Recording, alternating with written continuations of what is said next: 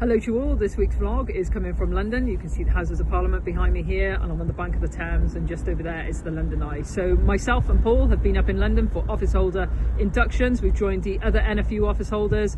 We've had training for the select committee, media training, and taken the opportunity for a few meetings as well. So it's been a really busy time, but really constructive. The main news coming out of Wales this week, however, is the announcement by the TB Programme Board, where they say that the eradication policy as it is not on course for eradication by 2041, and we need a significant step change. And this will include making sure that we address TB in the wildlife.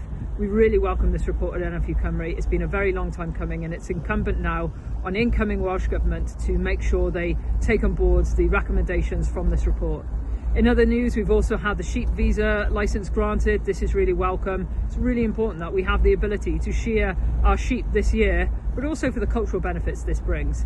And then finally, just to mention the Iran war. This is devastating, not just in terms of the lives that it's impacting, but also the impact that it is starting to have and may continue to escalate on the price of fuel and fertiliser.